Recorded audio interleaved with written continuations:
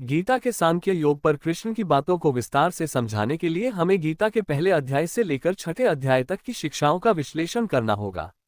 सांख्य योग गीता का दूसरा अध्याय है और इसमें कृष्ण ने अर्जुन को योग और ज्ञान के महत्वपूर्ण तत्वों पर समझाया है। सांख्य योग गीता के दूसरे अध्याय में प्रमुख रूप से वर्णित है। इसका उद्देश्य आत्मा की प्रकृति और ज्ञान के माध्यम से आत्मा की पहचान कराना है। इस अध्याय में कृष्ण ने अर्जुन को जीवन, मृत्यु और आत्मा के शाश्वत स्वरूप के बारे में ज्ञान प्रदान किया। सांख्य का अर्थ है गणना या ज्ञान। ये दृष्टिकोण ज्ञान के माध्यम से जीवन की वास्तविकता को समझने पर केंद्रित है। योग का अर्थ है जोड़ना या संयोजन। यह आत्मा और ब्रह्मा के साथ एक स्थिति प्राप्त करने की प्रक्रिया को दर्शाता है। सांख्य योग के अनुसार आत्मा अमर और शाश्वत है, जबकि शरीर अस्थायी और नश्वर है। आत्मा जन्म और मृत्यु से परे होती है। शरीर केवल आत्मा का एक अस्थायी आवास है। ये भेद ज्ञान के माध्यम से समझा जाता है और यह ज्ञान कर्म करने की मानसिकता को बदलता है। कृष्ण ने अर्जुन को यह सिखाया कि कर्म आवश्यक है, लेकिन उनका फल आत्मा की शाश्वतता पर निर्भर नहीं होता। निष्काम कर्म का सिद्धांत यह है कि व्यक्ति को अपने कर्मों के परिणामों की चिंता किए बिना केवल कर्तव्य निभाना चाहिए। फल की इच्छा छोड़ देने से व्यक्ति को मानसिक शांति और संतुलन प्राप्त होता है। सांख्य योग ज्ञान और ध्यान के माध्यम से आत्मा की सच्ची पहचान पर जोर देता है। ध्यान का उद्देश्य मन को स्थिर और शांत करना होता है ताकि व्यक्ति आत्मा के शाश्वत स्वरूप को समझ सके। सांख्य योग का अंतिम लक्ष्य जीवन में संतुलन और शांति प्राप्त करना है। आत्मा की वास्तविकता को समझने से व्यक्ति आंतरिक शांति और जीवन की समस्याओं से उबरने की शक्ति प्राप्त करता है। सांख्य योग ज्ञान को मुक्ति का मार्ग मानता है। सच्चे ज्ञान के माध्यम से व्यक्ति अपने जीवन के गहरे रहस्यों को समझ सकता है और मोक्ष प्राप्त कर सकता है।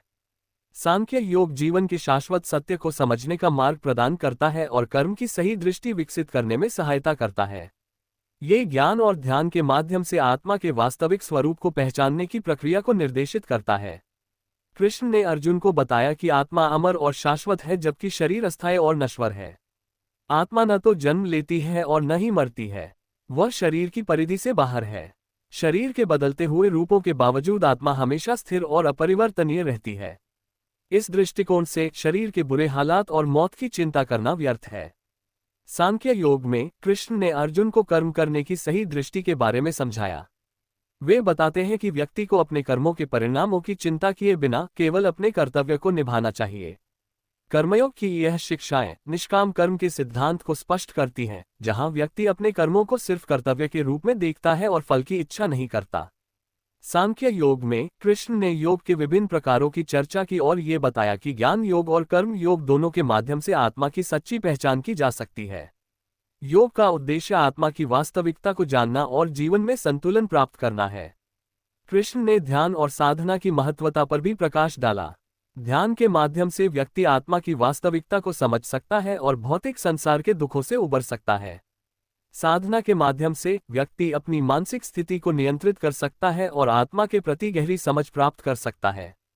सांख्य योग का अंतिम लक्ष्य शांति और संतुलन प्राप्त करना है। कृष्ण ने अर्जुन को बताया कि जो व्यक्ति अपने मन को शांत और स्थिर रखता है, वह जीवन की कठिनाइयों का सामना आसानी से कर सकता है।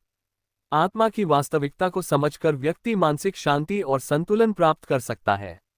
सांख्य योग में ज्ञान को सच्ची मुक्ति का मार्ग माना गया है। कृष्ण ने अर्जुन को यह समझाया कि सच्चे ज्ञान के माध्यम से व्यक्ति अपने जीवन के रहस्यों को समझ सकता है और सच्ची मुक्ति प्राप्त कर सकता है। कृष्ण ने अर्जुन को अंतर्दृष्टि और आस्था की महत्वता पर भी जोर दिया।